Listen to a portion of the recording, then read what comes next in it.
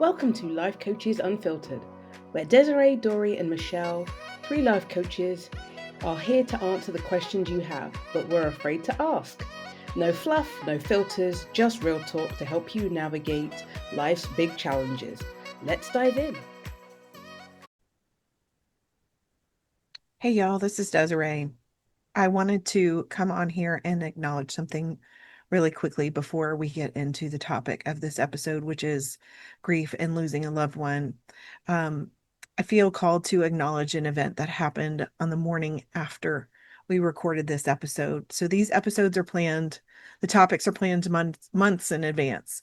And we record about a week before we release episodes. And the morning after I recorded this episode, a cousin of mine lost his life in a vehicle accident. And it felt disingenuous to publish this episode without acknowledging that and without acknowledging the grief that my cousins are feeling for the loss of their brother and other cousins are feeling for the loss of their dear friend. And I just want to express my condolences to my family and also to anyone who's navigating grief and who may come across this episode. It's my hope that the information that we cover in this episode will be help you validate the complex and intense feelings that happen, especially in acute grief. I hope that you walk away with some guidance and maybe some resources that are helpful in your healing journey. And to my family who's hurting right now, please know that you continue to be in my heart. May Jamie rest in peace. Hey, y'all. Welcome back to another episode of Life Coaches Unfiltered. Today, we are talking about something that I've kind of dived a little bit deep in my life on, which is grief. Specifically, we're talking about loss of a loved one. Grief is really complicated and it's way more pervasive in our lives than a lot of us realize. But the loss of a loved one is usually what we think about when we think about grief. It's usually the first thing that really slaps you in the face, and is like, damn, this is what grief is, and this is pretty terrible. So I'm gonna admit this is a topic that turns a lot of people off and kind of makes them want to pour a stiff drink or run away from me when they're like, "What do you do?" And I'm like, "I work with people in grief," and they're like, "I don't want to talk to you." Um, it's okay. It doesn't hurt my feelings. But what I really want to do, I feel like it is part of my mission here on earth and my journey, the purpose of my journey is to deconstruct those conversations around grief and remove the shame from it. Because at its core, I believe, and it is actually a fact, that grief is a universal human experience. It's Mm. actually good that we grieve. It means, yes, we loved, but we also have feelings, and it's okay for us to, we don't always are going to have great feelings all the time. So it's okay to grieve and it's okay to admit when life gets hard. So we're going to talk about all of that today. We might share a little bit of our stories, but I will tell you that grief is a very, very, very emotional topic for many people. It's something that societally we suppress. And so if you ever feel like you need a break from this episode, or I'm inviting, we talked about this before we hit record, any of the co hosts today, if we touch on something that is hitting a nerve, we're all welcome to say, I'm not talking about that today. And we're going to ask no further questions. We're not going to continue to pick at that scab. We're going to move on and let them process at their own space. So, with that, I want to invite Dory and Michelle. What are your thoughts on grief? How do you feel about it? I will say that it's very, very hard. Um, I would say, I know you mentioned that grief, is losing a loved one, but there are other versions, and I will also say the job is also a grieving process as well. But I mean, I experienced it at a young age, so I say young.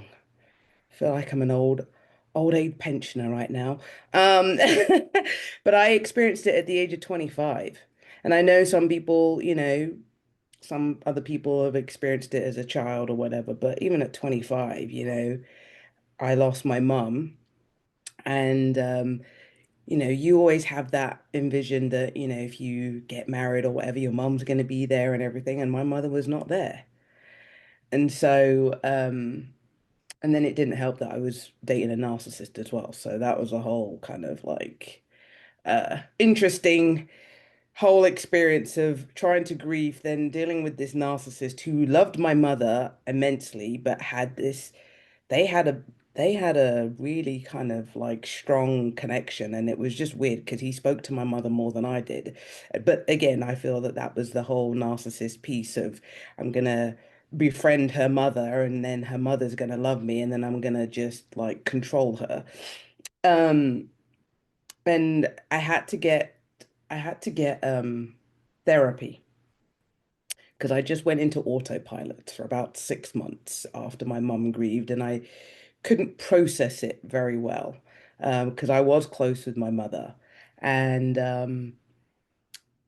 it was just I don't know, I just felt like I was not sitting on a cloud, but I was just kind of like above the clouds, not thinking about things. I was like, oh yeah, she's died, yeah, it's fine, but no, she's gonna come back, like. And I was in that kind of mentality. And then I don't know what happened, but I just kind of hit a big wall. And I was just like, fuck, she's not here. I can't call her. I can't talk to her. If I ever get married to this twat that I was dating, she's not gonna be there. Um, and I don't know, I just had this realization and I was just like, shit, like, no, she's gone. And it was weird. It was very weird. Um, so And that's been my experience. there's reasons why it's weird because our brain anyway, there's a lot of studies that have come out since that time, Michelle, that have explained why it feels so disorienting to us. And I'll get into that a little bit later. But Mm, yes, it is so bizarre. And I'm very. taking a couple notes of things I want to chat about or bring Yeah. up, things that I've noticed in my journey. But I want to give Dory an opportunity to share if she wants to. I will say grief is complicated. Mm, And there's no one size fits all. mm, There's no right or wrong way to do it. There's no, I mean, it just is anybody who says there's this, when you may touch on this later, the stages of grief. And when I finally was going through my own, like, I had the loss, my first loss was my grandmother, and I was 30. That was the first like major loss I can remember. And it was devastating because I was so close with her. Um, but losing my husband almost 2 years ago, um, that to me was like just a very, I, I did some searching online, like how to cope with grief. And I mean, there's not a whole lot of support groups for what I was going through, to be honest. I had to lean in on like Desiree and other people to help me because there's not a whole lot going through because mine was complicated. My relationship was very complicated with my husband at the time that he died. And so, it's complicated. And when I Googled something, it was like what is it, the 7 stages of grief or whatever. It was not even meant for the people who were left behind. mm. That was written so everybody knows, and you can go search this in Desert. Maybe you're going to talk in this a little more. You can go search this. It was written for the people who are actually dying. Yeah. That those stages of grief were written for them and the things that they go through, not what we're left behind with. So, newsflash. It is grief is all over the road. It's complicated and it comes in all different shapes and forms. And so what I may experience would be something different than Michelle experienced. The only thing I can tell you is like what Desiree says is that the root of it all is just the is love. And it's the love and the searching for what was for that person, but what was, because I'm going through, Desiree touched on it right now, I'm going through grief right now of someone who is dying. And it's this is a different experience for me than what I had from when Ken passed. So it's different. It's complicated. So Desiree, I'll let you share Thank you, Dory. And thank you for sharing that with us. And you and your family are in my heart right now. It's a really difficult time when you know someone's time of transition is near. It's Mm, a it's a beautiful time. It's an emotional time. Um, and it is a time where your priorities really come into focus on a totally different level.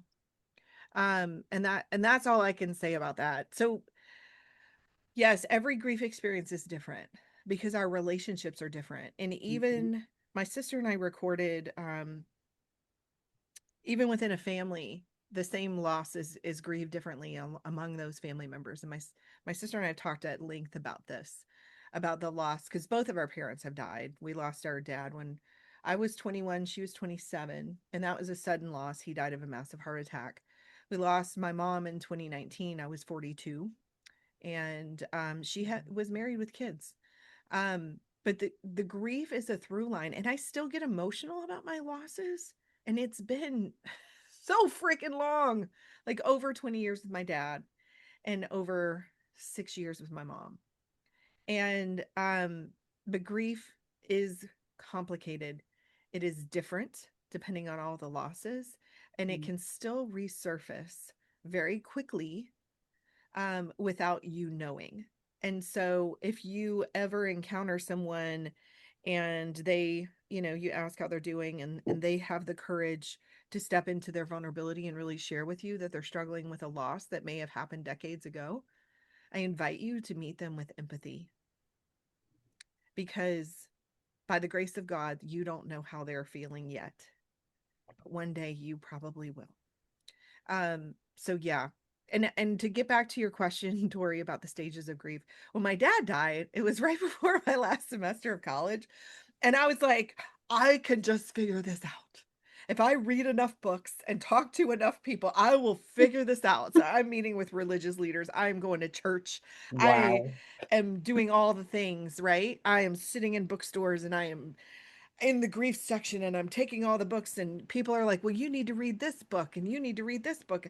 None of the books were working. I was not sleeping. I was having these very vivid dreams that my father faked his death. I would wake up and then experience the grief all over again. This is a commonality that I have learned in my grief journey, and I've talked to other people in grief. It also happened during my divorce. In my mom's diagnosis of ALS, I would wake up in the morning and think, oh, I had a really horrible dream that my dad died of a heart attack. And then you would realize that that was your life. Hmm. And you would experience that loss all over again first thing in the morning. And it sucks.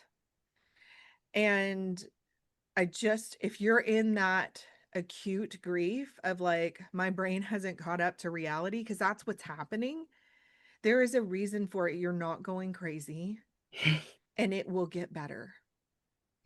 I promise. And so my heart goes out to you if you're in that very acute, very painful phase right now. Um, but just to normalize that. So I was just like, I've got to figure this out, and approaching it from this logical, analytical. Well, you know what? There wasn't a whole lot of evidence there. I was reading these books that didn't really speak to me, and I kind of figured out my way through it. And I grew up in a very Catholic area of the country, and one of my people who lived in my apartment complex was like, I pray the rosary, and maybe you should say the rosary. And I mean, this is hilarious because this person, he was very religious, and still is to this day. But so I would sit there and pray the rosary every night, and that would help me fall asleep. And so I talk to people about meditative bead practices. It doesn't have to be a religious experience, it can be a mantra. It can be, mala beads. It can be Mardi Gras beads. I don't care. But something that helps you stay grounded in the moment, and that tactile movement through the beads, and repeating something kind of that's expected, it brings like a comfort to your brain that would help me disconnect, and I could fall asleep. Because I'm going to tell you right now, lack of sleep will make you crazy. Grief will make you crazy. The two not a good combination. Okay. Mhm. So try to get your sleep. Another thing that I want to point out, Dory, um, since you mentioned you're in the middle of losing someone right now, watching them transition. Last week I went to a presentation of a documentary about grief, and it is an incredible, she was a hospice worker and she lived in the Atlanta area. We're all in the Atlanta area in case y'all tune in from all over the world, which is pretty awesome, but we're based here in the United States in the Atlanta area. And this woman had a glioblastoma, and she had about a month to live when she was diagnosed. And so for the last 12 days, a documentary crew came and filmed her and her experience. And she's surrounded by these hospice workers and these hospice nurses that deal with loss and watching someone transition all the time. And their emotions are still coming up and they're still getting emotional, and she's getting emotional. And you see her go through the sense of humor and the anger and the disbelief, and it's messy. And so what I want to it like the point I want to get across to people is, even for people that work with this every day, when it's happening to you personally, it's a different experience. And when we were losing my mom's sister, one of her sisters is a nurse. And she was just like, I want to be her sister. I don't want to be the nurse. And I did my best to try to respect that Mm. because she did have that relationship. And it's different. And my aunt was a hospice nurse for a while. she Oh, she wow. knew what this looked like. um yeah, and so y'all, it's just different. It's also different. It's a I will say that I believe that it's a different level of intimacy when it's someone you shared a home with and a daily life with. I was not particularly close to my grandparents. That is something that I wish would be different, but it's a truth that I was never really close to my grandparents. Um, but I feel like when you lose a parent or a sibling or a spouse, it's a different layer of grief, if that makes sense, because you've shared daily life with them. Hmm. I'd love to Absolutely. hear y'all's thoughts on that. And I'm not trying to discount anybody's grief. That's not what I'm doing. I'm just trying to Um, prepare you for what that might feel like. I think for myself that when you said that about the daily, living with them daily, when Ken passed, um, my mind was still looking for him, and we lived in the same house, and so it was very, even the dog was looking for him. And I think that was one of the heartbreaking things for me too, is watching our pet mourn him and look for him.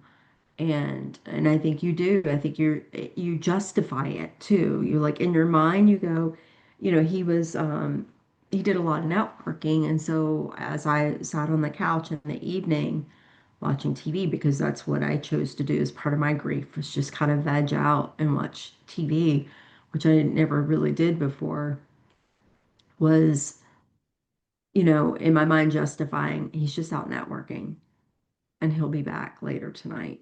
He'll just be back. He'll be back. So I think that you're right. I think it's a different dynamic when this person is in your life every day, that you're looking for them. I'm going through a different, like I said, a different type of thing right now, where someone I know has cancer, and it's doing a different type, can pass through a heart attack suddenly. And so that was one of those things where it was just, the rug was ripped right out from under you, and you're kind of processed. But it was, yeah, it was very, but the first like 3 weeks I was like a total like machine, like just walking through. And I actually feel like out of body experience for myself, where I was not even, I had so many wonderful friends that would come over, and like one would put a water bottle in my hand, and I may or may not have taken a sip, and then I put it down and I just walk away. and then would come and put the water bottle back in my hand. And just, and I had stopped eating and all of those different things. So, because I couldn't, just couldn't. Um, and so, yeah, if they're a daily part of your life, don't be surprised if you like, it's like the going to sleep thing and waking up, where you also like in your day-to-day motions and movements justify it or just make a story up that they're somewhere else doing something else and they'll be home soon. Oh yeah. Now because obviously I was living in London at the time, so my mum was still back in my hometown, but I think it would be it was a whole different experience. But then, I remember getting the call from my dad, like, you need to come home now. And I'm like, well, what's going on? And then I think I stayed at home for about a week and I didn't know what to do. I was just like, I don't know, what do I do? And then I think the worst thing, like even when we went to the funeral, I don't even remember the day. I don't know where I was. I just, I don't remember who turned up. I don't even remember where I sat in the church. I don't even remember being, at the once you had the celebration and everything like that. I didn't even know where we were to kind of celebrate once we buried her and everything. I haven't to this day. I'm just like, I don't know. I don't know how I survived that day and what I was doing. Have no clue. So I feel like again I was zoned out, Yeah. completely zoned out. Um, I remember my sister was the one that always gives me the bad news. She poor I'm so sorry, Shelley. Um, it's the curse of the oldest child, I guess. We had a cousin die in a car accident about 3 weeks, 4 weeks before my dad died. And my sister called me and told me that news. And I she had actually gotten access to my apartment. And so I walked into my apartment and she was holding my dad's picture. Mm, And I was just like, I just shook my head no, and she shook her head yes. And y'all, this is a hilarious sidebar. My dad had given us all pictures of himself as part of our Christmas present. I swear he was not this awful narcissist person, but it was a really great picture of him and it was a professional picture. And he was like, I like this picture of me. And so he had it printed and he gave it to us all framed and shit, right? So we had this beautiful picture of him. So she's holding that picture and I remember collapsing, like my knees gave out and ooh, see the emotion. Y'all, it's still there 20 something years later. It's in my body. hmm I remember collapsing and I was like, I thought to myself, this is how terrible my internal voice is. Well, damn, Desi, you're not on a soap opera. What the fuck is wrong with you? Stop, stop overreacting. And I was mad at myself for having that physical reaction. But what I recognize now, it was my body just was like, I hmm can't hold this news, right? Like it was hmm so I mean, I'm still getting teary eyed over this, remembering this story. And my sister was like, I'm driving to Lafayette. We lived our parents were about an hour away. And she said, I'm driving to Lafayette right now. And it was like the middle of the night. And she's like, I want you to come with me. And I was like, I can't, I don't even know which way is up, you know? And I didn't know what to pack or what to wear. Uh, so I packed like all black and like we're dressing to go to the funeral home and I'm in all black. And my sister goes, you look like a beatnik for the 70s. I mean, y'all, we don't know how these things go, right? So like a couple things. First story, if you are in the middle of losing someone through a longer journey, do what you can to be there and love them regardless of what's happening and be in the moment, be present with them. That's the greatest gift you can give them, in my opinion, right? um Lean on your hospice team. They know what to do and they're there to support you. And you're going to have a comfort kit in the fridge. So if your loved one is uncomfortable, call the damn hospice line.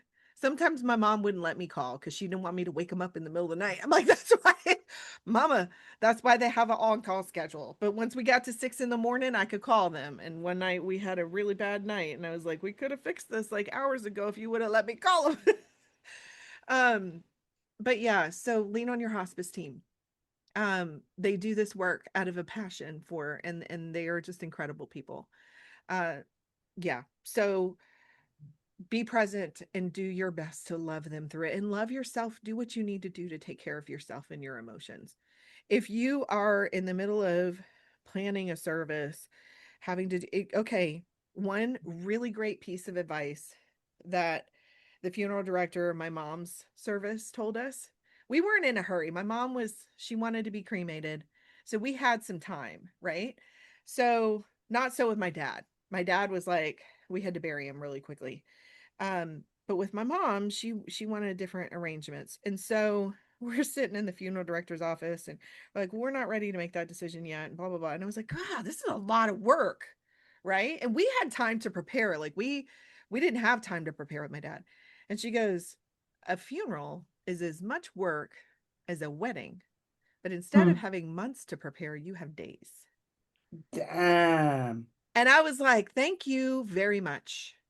Because y'all, I'm telling you, so if you are immediate family and you are at this loved one's, you're representing the family at this service, first of all, get someone to bring you food. And it cannot Yeah. be your spouse. It needs to be like a cousin, somebody once removed. Make sure you have access to food. Like maybe designate a care person that can run errands for you. People are probably going to want to go somewhere after the service and hang out and visit. So have some arrangements made if it's a relative's house, if they can open up that. We're Cajun, we talk a lot and we like to eat. So, that's like a thing for us. It is, it's going to be emotional and it's going to be exhausting and it's going to zoom by and you're probably going to be in a fog. And all of that is okay and it's normal. It's okay to not, your brain, there's so much pain going on that you can't take it all on at once. So in a way, it's a protective mechanism to keep you from feeling all of that at once. Mm. Does that make Yeah. sense? Yeah, Absolutely. Yeah. does. I would also say too, like during the process, there was a luncheon after Ken passed. One thing we did for Ken was it was really cool was we sold King of Pops, which is a popsicle here in Atlanta, paletas. And there are these amazing popsicles that are handmade down in downtown Atlanta. And during COVID, they opened up these little franchises. So we did that for 2 years as a family, Ken and his two daughters. And we'd stopped doing it. We had those served after the service. So when people came out, we had the rainbow umbrella and had those served, which was so special. But there was a luncheon that was prepared afterward. And, one sidebar too is my mother actually went into the hospital right before his service because she was having I can't even think today, but she was having some heart things herself. So she was getting dressed at our house for the service, and I went up and said, "Hey, I need to come in. I need to get in my stepdad."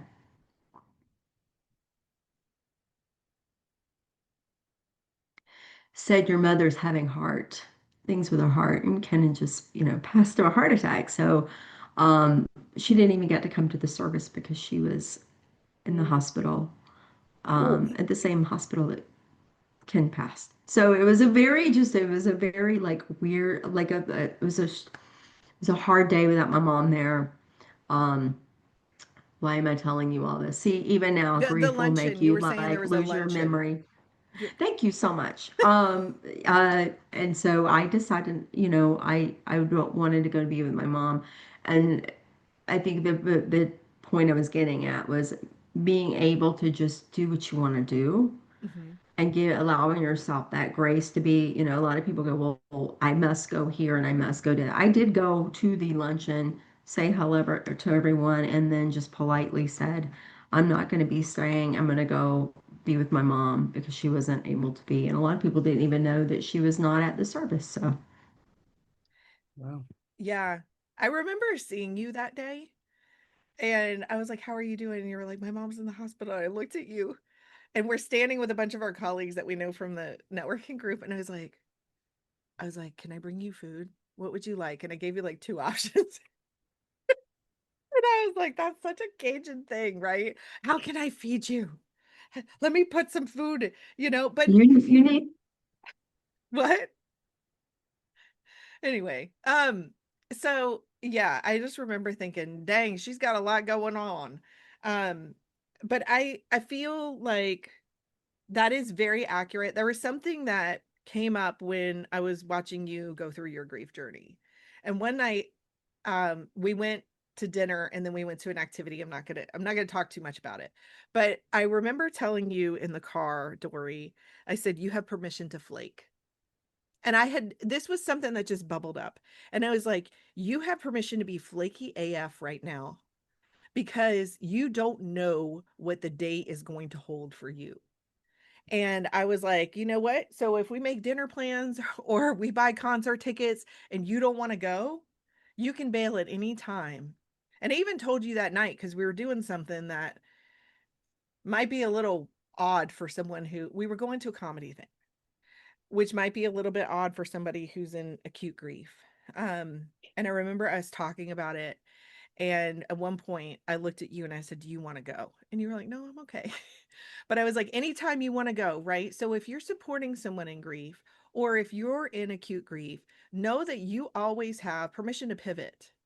You can be like, "Nope, today is not going the way that I need it to go, or I've got big things bubbling up." And you don't need to explain yourself, right? Because this is about you taking care of yourself and not causing more harm. And you know what is going to do that for you. Um, so yeah, like just permission to pivot. Michelle, did you ever have experiences of that when you were in acute grief that you can remember? As you were talking about it, I don't think so. Because I just, again, I just went on autopilot, and I think just keeping myself busy was the best thing for me. I didn't want to sit and be sitting and thinking about it. I just wanted to keep on being busy, and yeah. So no, I would have probably gone to the comedy and laughed and had fun, and then come home and then be depressed probably. And that's But okay. again, it was just to take my mind off things. So I probably would have said, no, I'm coming. I'll be there. And again, I was a people pleaser back then too. Yeah. So, I'm like, no, I promised. Someone's, they purchased to concert tickets. No, I'm going. I'm not going to waste my money, blah, blah, blah. So that would have been my mindset Yeah. yeah. back then. I loved that though that Desiree, and by the way, y'all, I moved. That's For okay. anybody's watching on YouTube, we are unfiltered and life happens, and everybody's starting to get up in my house. And it's still summertime, so I apologize. I did move, so it looks weird. But and those now listening are going, now maybe I want to see that. But it's I love that Desiree gave me permission to do that because I one of the things when I was going through AA and stuff was I had not shown up so many times for people.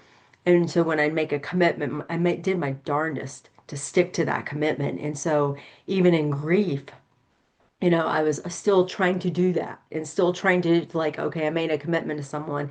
Desiree goes, if you want to flake, flake. And and there were just some days where I couldn't even get off the couch.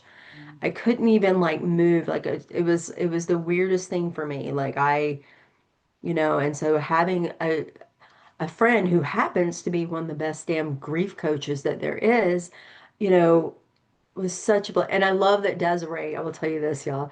One of the things that was so cool. and funny at the same time, because Desiree is funny as shit, if you guys haven't figured that out yet, um, is that she said to me, like when we would be riding somewhere or doing something, or she's talking to me, she goes, I'm not trying to coach you. I'm not your coach. I'm your friend. But if you want some coaching tips, I will always preface it with, do you mind if I offer some coaching advice? Or do you mind if and she was so respectful of that. And I appreciated that so much because, like I said, I could not find resources to help me with what I was going through because I would go to a, a, a grief group.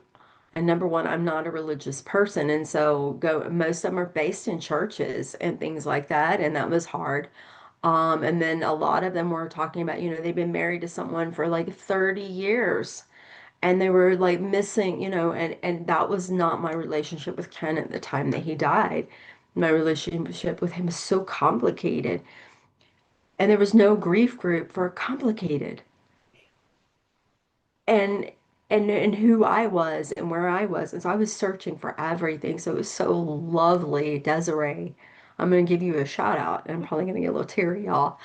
Um, it was so amazing to have you as a friend at the right time in my life when I needed someone that understood and wasn't pushing me to go do things that I had committed to do, who was giving me space and but love at the same time. I actually lost a friend during this process, not from death, but because she couldn't understand Mhm. that I needed space and that I was doing the best that I could to help take care of two 19-year-olds who just lost their father. Yeah. And there were people that couldn't understand that and they took it personally when I was flaking out or not showing up to things or not returning phone calls and stuff. And they took it personally and I will say to people who are not going through grief, but I have friends who are going through grief, just be understanding and patient and just allow them to experience what they need to experience. Sorry, I Oh, got emotional thank there. thank you. And I'm getting emotional, girl. Okay. I was I'm like, I'm not stopping the gonna cry tears tonight. right now. I'm like, all right, are we all going to start crying? Because again, I got the box of tissues right here, Listen, ready. I said in the last episode that I can talk about grief without making it sad. And here we are, like, yeah, I hilarious. know. I'm sorry, Um, y'all. so one of the things I'm gonna get on a soapbox for a minute, and I'm probably gonna piss some people off with what I'm about to say. And that's I why we're believe, unfiltered. So, yes, I believe that there is room in this world, and it is a need for grief support to be secular, to not be associated to a specific belief system. And mm. that is the type of support that I like to offer folks. It is not therapy and it is not attached to a specific belief system. So I say BYOBS, bring your own belief system, right? Or the other crap, Or bring right? your own bullshit. I mean, Yes. You can bring your own belief system, but it's okay if you bring your bullshit too. Um, because I'm gonna tell y'all, I'll share a little bit about this, but I don't share very publicly. My dad was remarried when he died. And during that process of his funeral, there was a real tug and a real absence of the first family and the second family, the first crop and the second crop. And the mm. first crop kids, we didn't have an advocate. And it was very painful. And there was a lot of shit that happened after my dad died that was extremely painful. It was a very complicated death. And I nobody could help me with that. I had therapists, y'all. I had therapists for many years. And I'm not knocking therapy, but my therapist, and maybe it's because we didn't know the stuff that we know now about grief, and grief is more discussed. And maybe it's because my algorithm is like, oh, she likes stuff about grief. We're going to serve her all the grief things. But there are more people talking about grief right now. Anderson Cooper talks about it. There's so many, there are people that are talking about it and trying to remove the shame. I studied with David Kessler. He's always been all about the grief. He helped Elizabeth Kubler-Ross come up. Like they worked on the stages of grief. I probably sat there and tried to read his books in 1999 when I was going through this. And I was like, this is trash, right? It wasn't resonating with me. But what I have come to learn and the resources that I have discovered being in his community have helped me understand my grief from a logical analytical process. From a my brain is trying to figure this out. This is what's happening in my body when I start to get emotional. It's okay. It's normal. I'm not shaming myself. That's what I try to get people to work towards, right? Understanding it from this logical analytical without all of the overlayment of this belief system, especially if you have religious trauma, you're not going to feel safe in a church. I remember going through a divorce. I lost my church during my divorce, which is a whole nother, I mean, that was like a soap opera in and of itself. But I didn't want to go to a church. And I had to swallow all of that and listen to Bible verses and all this because I needed a community of people who were going, who understood it. So the people that have helped me the most are the people that have walked a similar path. And so a lot of the things that I could talk to Dory about were things because we both had those sudden losses of heart attack. I could talk to her on that level of this is how that felt when that happened in my world, even though it was a different relationship, different time. But also, like, I can relate to some people that are losing people slowly, especially ALS families. That is a disease not many people understand. When Mm. you can't communicate with your loved one, when they can't eat, I'm just going to say, if your sense of humor, if you deal with your grief with humor, that's okay too. Some of the Yeah. most fantastic comedians are some of the people that have faced the hardest stuff in life. And so, yeah. And then I just want to wrap up with one more thing. If you are someone in deep grief or you're supporting someone in acute grief, like it just the way advocate for yourself if you're the person in grief and people if people tell you things that are unhelpful, it's okay to be like that's really not helpful. All I need from you is this, right? I just and it could be all I need from you is to listen without judging me. All I need from you is to stop giving me advice and be there when I call you. Or because what they really need is your presence and your attention. And I will meet people who are in grief that I have never met before, and I will sit there and I will listen to them. They need their grief witnessed. That's what's going to help them heal. And they need to know that their loved one mattered to someone, even if it's someone that they've never met. And so, if you want to show up and be that compassionate soul in the world to whoever life brings into your life, sit down, listen to their story of loss, listen about their loved one, and use their loved one's name back to them. That's a beautiful gift that you can give them. It's not complicated. It's not hard to support someone in grief. It might be uncomfortable. And the other thing is set some calendar. If this is a person that is really close to you, set some calendar reminders on the anniversary of their loved one's passing, maybe anniversaries of their wedding and their birthday, and reach out and just say, we have this beautiful way of communicating now, y'all. It's called text messaging. And you type out shit on your phone and people don't have to respond. And you just say, I'm Oh. thinking of you today. It's Father's Day. I know this is your first Father's Day without your dad. I'm just holding you in my heart. No need to respond. It takes 5 seconds. You can even schedule it. They don't know that you schedule it, but you can even schedule it. Okay. But that will mean so much to them. That's a really incredible gift. All right, I'm off my soapbox. You sure? Yes. Michelle, All would right. I you know like we to embark on your favorite part of the show? I know. I It kind is of her feel like favorite. You look at she smiles when she does it too. I That was mean, for the part of uncomfortable me is just question. like, well, maybe we don't need to have this uncomfortable question because we've been talking about It's this been uncomfortable uncomfortable topic. the entire time. Is that what I you're mean, saying? we've all been uncomfortable. This whole show But has been the uncomfortable question. yes, right, exactly. But I think I've picked one again. We can all kind of dig deep and answer this question. So, what feelings, and again, If you need a tissue, I got one, but I'll give it to you virtually. What feelings have you been avoiding because it feels too big to face? And I'm going to go first because it's going to probably sound horrible, but um, I'm still fucking mad at my dad for how the whole aspect of when my mum passed and all the actions that he did. And I've tried to tell him, but and obviously he's not listening because he's getting older, but I I'm not avoiding it, but it's just eating me up inside. Just the fact that the way he acted when my mum passed was just fucking despicable. And that has bothered me for such a long time. Um, and I've tried to have a conversation, but old people don't want to listen. Well, and Old people don't want to listen. sometimes you may never get that resolution with someone. I know, I know, I It know. sucks. It does suck. It does suck.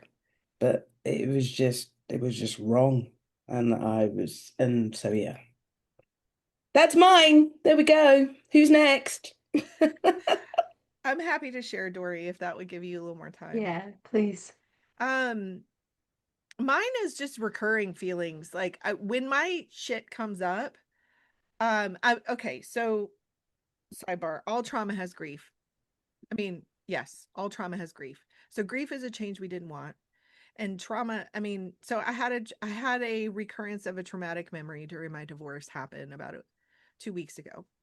And it pissed me off because I was like, it's been 11 years since that day. It was a terrible day in my life. And I was reminded of it by going by the location where it happened. And it makes Oh, me angry. And so I want to avoid that when it happens. I want to avoid the uncomfortable feelings. And I remember talking to my sister, and I was like, this just pisses me off that I am the grief lady and I understand why this is happening and it's still happening. And so y'all, like, I even I get mad and want to avoid things too. It doesn't feel good. But I knew I became physically ill. I got sick for the first time in a long time because I was struggling with this crap that happened on that day.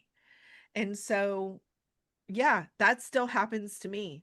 It's been 11 years since that one day and that one memory resurfaced, but it brought a lot of crap up. The other thing that I want to talk about is timing. So my mom's birthday is in a couple weeks. I remember her by making her favorite birthday cake. That's usually an emotional day for me, right? The anniversary of the losses. So those feelings are going to come up and you're going to want to avoid them. And I do that every year. My sister and I talk about December 27th when our dad died. It's always a shitty day for us, even though every year we try to plan something fun or do something. It's just like, you know what? Let me just be where I am that day. So it's okay if, you know, we all want to avoid it. I want to avoid that recurrence of that big wave catching me that I'm not anticipating. mm, And I think that's the the real motherfucker is that I can't see what I'm going to want to avoid. It's not stuff in the past. It's those big waves that kind of come over me. And then I'm like, oh, I don't want to do that. And then I kind of get knocked over, like when you're at the beach, and then you come up and you got like, you swallowed a bunch of water and you feel crappy and you're coughing and you're like, ah, life sucks. That's what I want to avoid. But that's just part of the grief process, unfortunately. I wish I had an easier answer. Yeah, it's tough. Mine is guilt for moving on with my life. mm, Um, I remember when I went to go visit my stepdaughter who's in college right now, and this is like maybe 6 months ago. I went to visit her, and I'm driving away, and I started crying because I was like, he should be here. driving away right now. It shouldn't have not have to be me because I'm so honored to still be in their lives. I mean, it's just very special. They're my stepchildren, and I'm still in their lives, whether they like it or not. Um, but and then I we talked about this already in another show. I started dating again, and the guilt around that, like, was it too soon, and blah blah blah, and all those different things. Just the guilt of moving on, knowing that that person who was very special to me, and I had a lovely visit with his other one of his other daughters yesterday, and we sat for hours and chatted, and I just I told her, I said, it was, I loved your father very, very much. She said, I know you did. He and I were not in a good place when he passed, but the love was still there so much. So there's just, again, it was complicated. Um, and then the guilt of, I'm still here, he's not, and I'm moving on with my life. So it's a tough one. Luckily, like I said, I have good friends who go, girl, you go, you go do you go live, and know that it's this is just part of it. Dory, I love watching how this is unfolded for you. Like, this is gonna sound, God, that sounds terrible. Your relationship with the girls and how that has continued Mm, even cool. after your husband's death. Um, it's beautiful because right now y'all are, instead of having relationships of obligation, you're having relationships of choice. They're adults. They could say, this person, I loved her, but that chapter of my life is closed. Okay, who's got quotes? I'm gonna stop with my stories. So I'm gonna go British style. Yeah. Why not? From Queen Elizabeth, may she rest in her soul.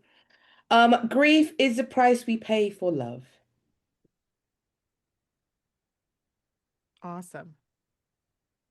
I love this one.